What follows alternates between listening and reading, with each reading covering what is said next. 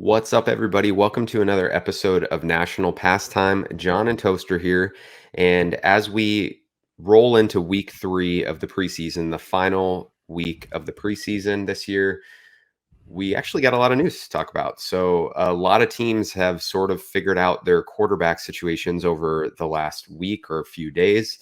And we'll start, I guess, with naming some of the starters. Trevor Lawrence was named the starter in Jacksonville. Teddy Bridgewater named the starter in Denver. It looks like Jameis Winston's going to be the starter for New Orleans.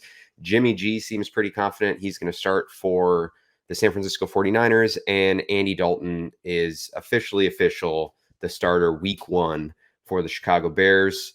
Toaster, where do you want to start from there? I guess with the only one that was actually a quarterback competition, considering Dalton was just handed the starting job.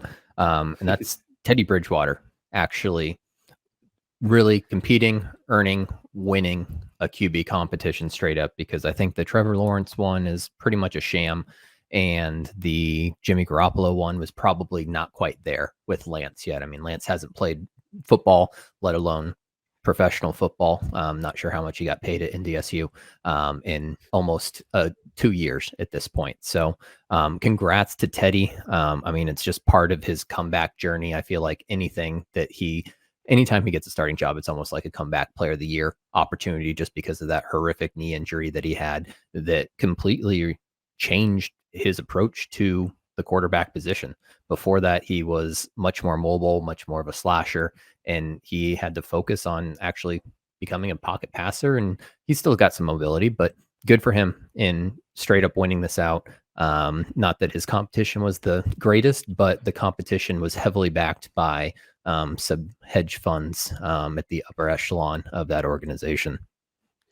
Yeah, I think this was a case where almost a combination. Teddy won this job. He played really, really well in the preseason games. By all accounts, he was on par with Drew Lock in practice as well. And, Lock put up a pretty good fight. But I also think he sort of lost it when he wasn't playing with the ones last game. And it was obvious that Teddy was just much more efficient. And Teddy's thing, right, is he takes care of the ball. And we've talked about before that Vic Fangio, he's a defensive coach. Those guys tend to lean towards conservative quarterbacks or conservative offenses. Take care of the ball, let the defense do the work. Teddy will do that. I think he'll get the ball to his playmakers. I mean, you're not gonna get chunk plays necessarily with Teddy. I mean, his average depth of target last year was 7.6. It was, I think, like 54th in the league. It was tied with Phil Rivers, and it was just ahead of Andy Dalton. So not great company to keep there necessarily, but he's a safe bet. And Vic Fangio's going with the safe bet. He thinks that this team's good enough. He thinks his defense is good enough. And I don't know if they can necessarily unseat the Chiefs, but with Teddy at the helm, they should definitely be competitive for a playoff spot, right? Well, I think the thing that held them back last year was that their quarterbacks weren't throwing catchable balls. I mean, maybe that's great for a lack of interceptions if your ball's not catchable. We had that little conversation with Jordan Love previously, but Teddy Bridgewater throws one of the most catchable balls in the league. It's got proper pace, proper accuracy, and gives somebody else the opportunity to become the playmaker. And that's what they need from this offense right now, is somebody to get the ball into the hands of their tremendous receiving core. They've got Noah Fant at tight end. They've got Javonte Williams, and they've got Melvin Gordon. Like, that's pretty stacked offensive group, and all you have to do is deliver them the ball and not set yourself back during that process. And that's what they couldn't trust Drew Lock to do, because he's shown that he couldn't do that last year.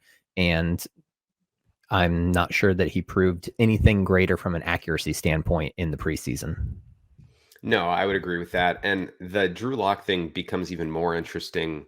Not saying these reports were fully verified by any means, but there was talk that the Broncos were working on a deal for Matthew Stafford, and the hang up was that they didn't want to include Drew Lock, and now Lock's their backup quarterback. So Very, very bad look for them, but I applaud Vic Fangio for sticking to his guns and picking his guy and not just going with the boss's pick. And But because that there's an out there, right? If he picks Locke and Locke bombs, then he goes, see, like this is why I didn't want to start him. And then you put Teddy in, but he's getting the go ahead to go from week one, which is great, I think, I'm for them. I'm not sure that the Broncos were ever going to offer quite the package that the Rams were able to, just Right. because they don't value first round picks at all. But this was, to me, another instance of a GM not giving up soon enough on a failed project and saying, I want to hold on to this tangible asset and prove that I saw the vision that nobody else could see in Drew Lock. And now you got to put your tail between your legs and say, we couldn't even, I mean, we traded a 6th round pick for Bridgewater. He was Yeah. replaced by Sam Darnold. Like, this is a pretty bad look for John Elway, and they were just trying to put it off as long as possible. But the writing was on the wall that Locke was not the right quarterback for the position that team was in right now, which is to potentially win now. I do think that, like you said, there's a lot of competition in the AFC West. I don't think that's a surprise to anybody. But they're not going to win the AFC West if they have somebody that's a liability at that position, especially with the defenses that are up and coming. I'll throw that at the Raiders because I think that they're going to make a lot of moves right before or at the end of this training camp. But Darwin James, the Chiefs have Tyrann Mathieu. Like, they have ball hawks that are gonna come after Locke and make his Hmm. life miserable. Yeah, and Drew Lock, his I guess the argument to make for him, right, or the Broncos going with him is he at his highest level definitely raises your ceiling as an offense versus what Teddy gives you. But the problem has always been with Drew that you're never going to get that consistently. And Vic Fangio was not in a position to see if he was going to take a Josh Allen like leap this year. And, uh, that I I mean, don't really know the where they Broncos go from already here. have the highest ceiling in the league. They're at Mile High, so I don't know that that's really Uh, what you need to go okay. after. You want that slow and steady Teddy. Yeah. Okay. That's a good call out. Good call out. But I think it'll be interesting to see what ends up happening with Drew Lock now, right? In theory, he's just a free agent at the end of the year. Um, does he, when Mitch potentially moves on, does he sign a short-term deal and become Buffalo's backup and they try another reclamation project? Like his career arc now is unfortunately very similar to other failures, quote unquote, like a guy like Mitch Trubisky. I'm rooting for the guy.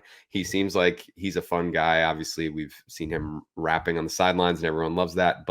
And I think his teammates, Well, he has plenty of time to wrap on the sidelines now. He might well, he might yeah, switch careers like Le'Veon Bell might have considered after holding out. Um, but no, I think that that's something where it's kind of ironic because it's been such a QB starved league for so long, and then the last 2-3 years, there's been just a bolus of. I mean, what team right now has a quarterback that you just say we cannot succeed with them regardless? Everybody still has hope, right? You're thinking right, Daniel Jones is going to take that jump. Burrow's going to come back from his injury. I mean, maybe the Redskins and the fact that Fitzmagic's probably not going to play till 45 like some of the other QBs, but they still have Taylor Heineke behind him, who was competitive in the playoffs. So there's just not this dearth of talent anymore. And it might take that yeah, reclamation project with a 1-year contract on the sidelines where you get in good with an offensive coordinator and say, okay, wherever you end up next year, take me with you hmm and let's have a true quarterback competition after that. yeah, But to Vic Fangio's point, he thinks he has 2 quarterbacks that he can win with. I'm not sure that I fully buy into that, but it's definitely not worth offloading Drew Lock this year. yeah. I agree with you there.